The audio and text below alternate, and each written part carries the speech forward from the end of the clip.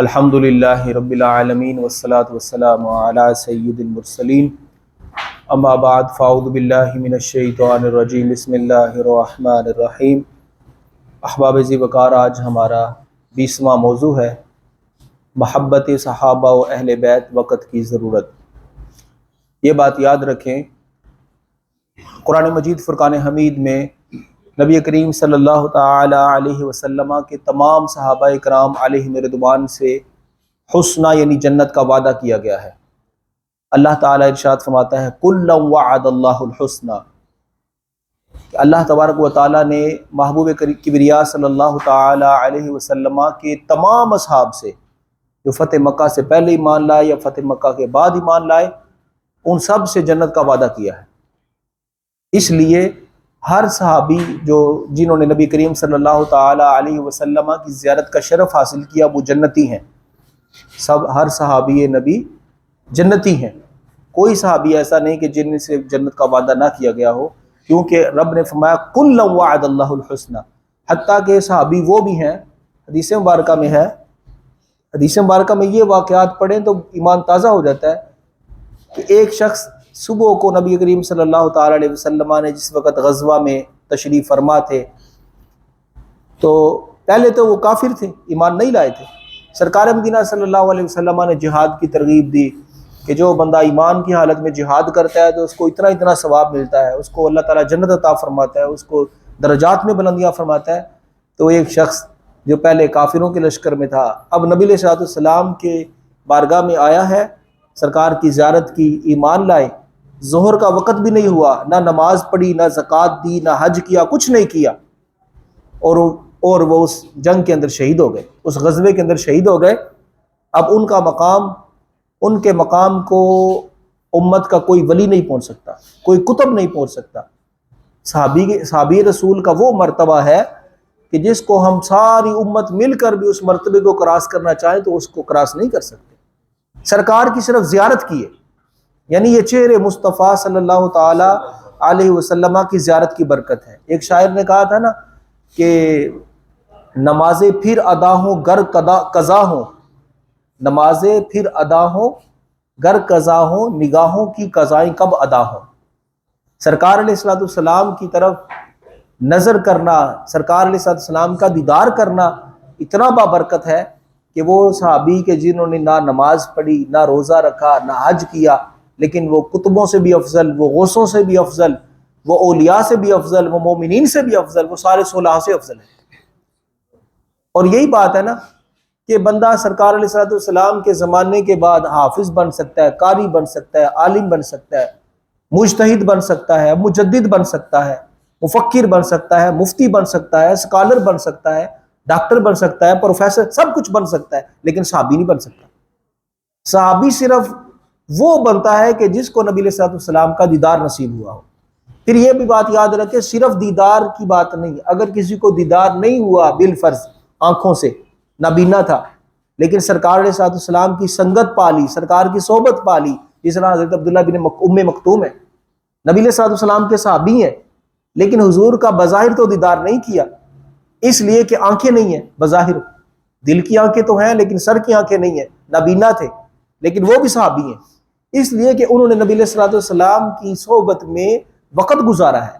تو صحابی کے لیے یہ ضروری ہے کہ نبی علیہ الصلوۃ والسلام کی بارگاہ میں وہ حاضر ہوں، اگرچہ وہ نہ بھی دیکھ سکتے ہوں۔ تو یہ ہے دیدار مصطفیٰ صلی اللہ علیہ وسلم اور حضور کی صحبت کے بعد۔ اچھا، صحبت کا صحابی بنا ہے صحبت سے، صحبت کا مطلب ہوتا ہے سنگت اختیار کرنا، اس میں دیکھنا ضروری نہیں ہے، دیکھنا ضروری نہیں، سرکار کی بارگاہ میں حاضر ہونا ضروری ہے۔ یہی وجہ ہے نا حضرت سیدنا اویس کرنی رضی اللہ تعالیٰ عنہ وہ صحابی نہیں ہے، کیونکہ صحبت نہیں پائی، سنگت نصیب نہیں ہوئی، لیکن مقام مرتبہ تو ان کا بھی بڑا ہے۔ حضرت سیدنا اویس کرنی رضی اللہ تعالیٰ عنہ کا مقام کیا کم ہے، لیکن چونکہ صحبت میسر نہیں آئی لہذا صحابی والا مرتبہ نہیں ملے گا۔ اور صحابہ کرام علیہم رضوان جو محبوب کریم صلی اللہ تعالی علیہ وسلم کے فیض یافتہ ہیں، جنہوں نے جتنا زیادہ سرکار علیہ السلام کی بارگاہ میں وقت گزارا انہیں اتنا زیادہ مرتبہ حاصل ہوا۔ دیکھیں نا سیدنا صدیق اکبر ہیں رضی اللہ تعالیٰ عنہ، بچپن کے، حضر کے، سفر کے، غار کے اور ہجرت مدینہ کے سب سفروں میں حضور علیہ السلام کے ساتھ رہے اور ان کا مقام مرتبہ سب سے زیادہ بلند ہے۔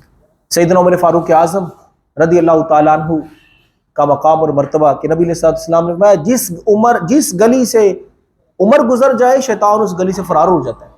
اسی وجہ سے علماء نے لکھا کہ جس بندے کو احتلام کی شکایت ہو، احتلام ہو جاتا ہو رات کو اسے، تو وہ بندہ سونے سے پہلے اپنے بدن پر یعنی دل وغیرہ پر وہ حضرت عمر کا نام لکھ کے سو جائے، کیونکہ جہاں حضرت عمر رضی اللہ تعالیٰ عنہ کا نام لکھا ہوگا شیطان اس بندے کو آ کر رات کو وسوسے نہیں دے گا کہ اس کو احتلام ہو۔ اور سیدنا انگلی کے ساتھ لکھنا ہے، یہ روشنی کے ساتھ نہیں لکھنا، سیاہی کے ساتھ انک کے ساتھ نہیں لکھنا، بس ہاتھ کے انگلی کے اشارے کے ساتھ، انگلی کا اشارہ ہی کافی ہے۔ حضرت سیدنا عمر رضی اللہ تعالیٰ عنہ کی یہ فضیلت ہے۔ سیدنا عثمان غنی رضی اللہ تعالیٰ عنہ سرکار مدینہ صلی اللہ علیہ وسلم اپنے باغ میں جلوہ فرما تھے ایک، تو نبی علیہ السلام نے ران وغیرہ سے کپڑا کچھ اٹھایا ہوا تھا، سیدنا ابو بکر صدیق حاضر ہوئے، سرکار نے میں ٹھیک ہے آنے کی اجازت دے دو، عمر فاروق حاضر ہوئے، فرمایا اجازت دے دو۔ جس وقت سیدنا عثمان غنی کی باری آئی تو نبی علیہ السلام نے فرمایا ٹھہرو ذرا میں اپنا کپڑا ٹھیک کر لوں۔ پوچھا یا رسول اللہ صلی اللہ علیہ وسلم پہلے دو جلیل القدر صحابی بھی آئے ہیں، آپ نے نہیں فرمایا کہ بھئی میں اپنا کپڑا ٹھیک کر لوں؟ نبی علیہ السلام نے فرمایا عثمان تو وہ ہے کہ جن سے اللہ کے فرشتے بھی حیا کرتے ہیں، عثمان سے تو اللہ کے، اور سیدنا عثمان کی رضی اللہ تعالیٰ عنہ کی یہ فضیلت ہے کہ آپ یہ فرمایا کرتے، آپ کا یہ معمول تھا کہ آپ غسل خانے میں بھی کپڑے پہن کر نہایا کرتے تھے، غسل خانے میں بھی کپڑے پہن کے نہایا۔ پوچھا گیا کیوں؟ بھائی ادھر تو آپ کو کوئی نہیں دیکھ رہا، کوئی نہیں دیکھ رہا، رب تو دیکھ رہا ہے، رب سے تو حیا ہے۔ حضرت عثمان غنی رضی اللہ تعالیٰ عنہ وہ شخصیت ہے اسلام کے اندر۔ میں نے مولانا خادم حسین رضوی صاحب رحمۃ اللہ تعالی علیہ کی ایک تقریر سنی، فرماتے تھے کائنات کے اندر دو بندے جنہوں نے دعویٰ کیا کہ میں نے آج تک کسی عورت کو نہیں دیکھا، ایک حضرت عثمان ہے اور ایک مولانا عبدالستار خان نیازی رحمۃ اللہ تعالی علیہ، مجاہد ملت، مجاہد ختم نبوت رحمۃ اللہ تعالی علیہ، وہ دو یہ شخصیت ہے جنہوں نے یہ دعویٰ کیا ہے کہ ہم نے آج تک کسی عورت کو نہیں دیکھا۔ اور حضرت چلو بات شروع ہی ہو گئی تو ایک میں عرض کر دیتا ہوں، مولانا عبدالستار خان صاحب نیازی رحمۃ اللہ تعالی نے ساری عمر شادی نہیں کی، شادی نہیں کی۔ ان چند علماء نے جس وقت پاکستان بننے سے پہلے کی بات ہے، پاکستان بن گیا، جب پاکستان بنا تو ان سب نے مل کر نا قسمیں اٹھائی کہ ہم سب جس وقت تک پاکستان میں نظام مصطفیٰ قائم نہیں ہوتا اس وقت تک ہم نے شادی نہیں کرنی۔ تو بعض علماء نے تو قسموں توڑ کے کفارہ دے لیا، لیکن عبدالستار خان نیازی صاحب رحمۃ اللہ تعالی علیہ اسلام کی اہل سنت کی وہ بلند قد آور شخصیت ہے کہ آپ رحمۃ اللہ تعالی علیہ نے اپنی قسم نہیں توڑی بلکہ ساری عمر آپ شادی کے بغیر اس دنیا سے گئے۔ اور جس وقت رسول اللہ صلی اللہ علیہ وسلم کے در اقدس پر آپ حاضر ہوتے ہیں، شاید آپ میں سے کسی نے زیارت بھی کی ہو، قاری صاحب نے تو کئی بار کی ہے، حضرت صاحب انہوں نے بھی کیا، حاجی صاحب نے بھی کی ہے، ان کا یہ کلہ بڑا ہوا کرتا ہے جس طرح چودھری ہوتے ہیں نا پنڈ کے بڑے بڑے کلہ اس طرح۔ تو کسی نے پوچھا مولانا عبدالستار خان نیازی صاحب رحمۃ اللہ تعالی علیہ سے، حضور مدینے پاک لوگ جاتے ہیں تو بڑے عاجزی کے ساتھ جاتے ہیں، ذرا لباس بھی اپنا جو ہے نا وہ ڈھنگ والا نہیں پہنتے، ڈھنگ والا لباس، بلکہ سادہ سے لباس پہن کے جاتے ہیں۔ آپ سرکار کی بارگاہ میں جا کر بھی اتنی بڑی پگڑی کا شملہ لے کر جاتے ہیں۔ آپ نے فرمایا اس لیے جاتا ہوں کہ جب سرکار کی بارگاہ میں جا کر یہ شملہ جھکاؤں گا تو دنیا کو پتہ لگے گا کہ یہ شملہ کہیں نہیں جھکا، یہ جھکا ہے تو سرکار کے در پہ جھکا ہے۔ بزرگوں کا اپنا اپنا انداز ہے۔ بہرحال میں یہ عرض کر رہا تھا صحابہ کرام علیہم رضوان، حضرت سیدنا مولا علی کرم اللہ تعالی وجہہ الکریم، کتنا ان کا بلند اور عالیشان مقام ہے کہ سرکار مدینہ صلی اللہ تعالی علیہ وسلم کی بارگاہ میں کئی صحابہ کرام علیہم رضوان نے عرض کی یا رسول اللہ، صحابہ کرام علیہم رضوان نے عرض کی یا رسول اللہ صلی اللہ علیہ وسلم اپنی شہزادی حضرت فاطمہ الزہرا کا رشتہ مجھے دے دیں۔ سرکار علیہ السلام نے فرمایا نہیں، میں فاطمہ الزہرا رضی اللہ تعالی عنہا کے لیے فاطمہ الزہرا کا جوڑ ڈھونڈ رہا ہوں، اور وہ جوڑ کہاں ملا؟ حضرت سیدنا علی رضی اللہ تعالیٰ عنہ میں ملا۔ اور حضرت سیدنا علی رضی اللہ تعالیٰ عنہ آپ دیکھیں نا حدیث مبارکہ میں نبی علیہ السلام نے فرمایا کہ میں یہ کل جھنڈا اس بندے کو دوں گا کہ جس کے ہاتھوں پر اللہ تعالیٰ خیبر کو فتح کرے گا۔ حضرت علی رضی اللہ تعالیٰ عنہ کی اس وقت آنکھیں آئی ہوئی تھی، آنکھوں کا عرضہ تھا، تو کسی کے وہم و گمان میں نہیں تھا کہ جھنڈا کس کو ملے گا۔ نبی علیہ السلام نے فرمایا علی کو بلاؤ۔ حضرت سیدنا علی رضی اللہ تعالیٰ عنہ کو بلایا گیا۔ نبی علیہ السلام نے اپنا لعاب دہن ڈالا، اپنا تھوک مبارک ان کی آنکھوں میں ڈالا تو ان کی آنکھیں فوری ٹھیک ہو گئی۔ اور پھر سیدنا مولا علی رضی اللہ تعالیٰ عنہ نے خیبر کا وہ جو بڑا دروازہ تھا اس کو ایک ہاتھ سے اکھیڑ دیا. بعد میں 70 صحابہ کرام علیہ رضوان بھی اس کو ہلانا چاہ رہے تھے تو وہ ہلتا نہیں تھا. یہ کرامت ہے آپ کی. اور کرامت وہی ہوتی ہے جو ذہن میں نہ آئے. حضرت علی رضی اللہ تعالیٰ عنہ کے بارے میں آتا ہے کہ آپ اپنے گھوڑے پر ایک پیر آپ نے گھوڑے کی زین میں رکھ لیا اور دوسرا بھی رکھنے والا ہوتا تھا. اتنے تھوڑے پیریڈ کے اندر، اتنے تھوڑے ٹائم پیریڈ کے اندر آپ پورا قرآن پڑھ لیا کرتے تھے. پورا قرآن کتنی دیر میں؟ ایک پاؤں رکاب میں یا دوسرا پاؤں رکاب میں رکھنا ہے. تو میرے بھائیوں، میں تو یہ صحابہ کرام، یہ تو بڑے بڑے صحابہ ہیں نا. اب ذرا حضرت وحشی کا میں ذکر کروں. حضرت وحشی کا کیا مقام اور مرتبہ ہے. حالانکہ علماء نے لکھا ہے کہ یہ نبی علیہ السلام کے صحابی ہیں، لیکن وہ مرتبہ تو نہیں جو کبار صحابہ کا ہے. اب ان سے اسلام سے پہلے غلطی ہو گئی تھی کہ جنگ احد میں انہوں نے نبی علیہ السلام کے چچا حضرت امیر حمزہ رضی اللہ تعالیٰ عنہ کو شہید کیا تھا. نبی علیہ السلام کی بارگاہ میں بعد میں آئے، اسلام لے آئے. سرکار علیہ السلام نے فرمایا تمہاری خطائیں معاف ہیں، گناہ معاف ہیں، لیکن جب تک میں ہین حیات ہوں، اس دنیا میں جلوہ فرما ہوں، تم نے مدینہ پاک نہیں آنا. حضرت وحشی چلے گئے، ملک شام چلے گئے، ساری عمر ادھر گزار دی. اب میں صرف ایک پوائنٹ کی طرف لا رہا ہوں بات کو. وہ پوائنٹ یہ ہے، بخاری شریف کے اندر آتا ہے حضرت وحشی رضی اللہ تعالیٰ عنہ آخری عمر میں نا ان کا وجود بہت زیادہ بھاری ہو گیا تھا. تو کہتے ہیں وہ ایک جگہ پہ جو ہے نا بیٹھے ہوئے اس طرح ہوتے تھے، اس طرح گٹھڑی پڑی ہے. اچھا، لائق ذہین فتین اس قدر تھے. ایک تابعی ہیں، وہ کہتے ہیں کہ میں نے اپنے چہرے پر بکل مار لیا، صرف میری آنکھیں نظر آ رہی تھی، پاؤں ڈھکنا بھول گیا تھا. میں حضرت وحشی رضی اللہ تعالیٰ عنہ کے پاس گیا امتحان لینے کے لیے کہ ان کا حافظہ چیک کرتا ہوں کہ ان کا حافظہ کیسا ہے. فرماتے ہیں میں نے سارے جسم کے اوپر کپڑا لپیٹا ہوا تھا. حضرت وحشی کے پاس گیا تو میں نے کہا حضرت صاحب مجھے آپ جانتے ہیں میں کون ہوں؟ تو آپ نے نا اوپر سے نا نیچے تک دیکھا. میں کچھ اور تو مجھے نہیں پتا، لیکن یہ جو پاؤں ہے نا تمہارے، ایک بچہ تھا آج سے وہ 30-40 سال پہلے، اس کو میں ملک شام میں کھلایا کرتا تھا. تمہارے یہ پاؤں اس بچے کے پاؤں کے مشابہ ہیں. انہوں نے بکل سے اپنا وہ چہرہ ہٹا کے کہتے ہیں حضرت صاحب میں وہی ہوں. یہ بخاری شریف کے اندر آتا ہے. یہ بخاری شریف کے اندر باقاعدہ امام بخاری نے واقعہ لکھا ہے. حضرت سیدنا وحشی رضی اللہ تعالیٰ عنہ کا حافظہ اس عمر کے اندر آ کے بندہ سب کچھ بھول جاتا ہے. کہتے ہیں مجھے اور تو کچھ تمہارا کچھ چہرہ تو کوئی جسم کوئی نظر نہیں آ رہا، لیکن تمہارے پاؤں مجھے لگتا ہے کہ اس بچے کے مشابہ. تو احباب ذوالفقار صحابہ کرام علیہم رضوان جنہوں نے اپنا سب کچھ حضور پر فدا کر دیا، اپنا جان مال عزت آبرو اولاد، ان کی محبت ہم پر فرض ہے. اور اہل بیت کرام علیہم رضوان جو نبی علیہ السلام کے جسم کا ٹکڑا ہے، نبی علیہ السلام کا خون ہے، ان کی تعظیم ان کی توقیر کرنا یہ امت پر واجب ہے. انما یرید اللہ لیذھب عنکم الرجس اہل البیت ویطہرکم تطہیرا. اللہ تعالیٰ فرماتا ہے کہ محض اللہ کا ارادہ یہ ہے کہ اے میرے نبی کے اہل بیت تم کو پاک و صاف کر دے. یطہرکم تطہیرا، پاک و صاف نہیں، خوب پاک و صاف کر دے. جس طرح نا وسلموا تسلیما، سرکار پر خوب سلام پڑھو. اس طرح یہ کہ یطہرکم تطہیرا، رب کا ارادہ یہ کہ اے محبوب علیہ السلام کے اہل بیت تم کو خوب پاک کر دے، جس میں نجاست کا گندگی کا کوئی شائبہ بھی نہ ہو.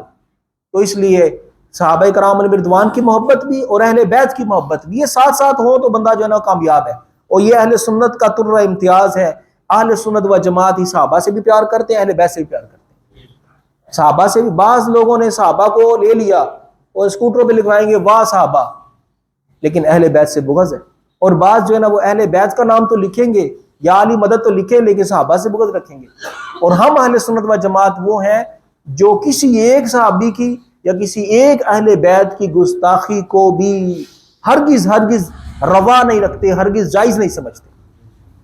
کسی ایک صحابی کی بھی. حضرت وحشی ہیں، اگرچہ اسلام لانے سے پہلے ان سے خطا سرزد ہو گئی، لیکن ہم ان کی اس غلطی کو دہرائیں گے نہیں، انہیں برا بھلا نہیں کہیں گے. ان کا جب بھی ذکر آئے گا، کیونکہ رب نے انہیں فرمایا وہ جنتی ہے.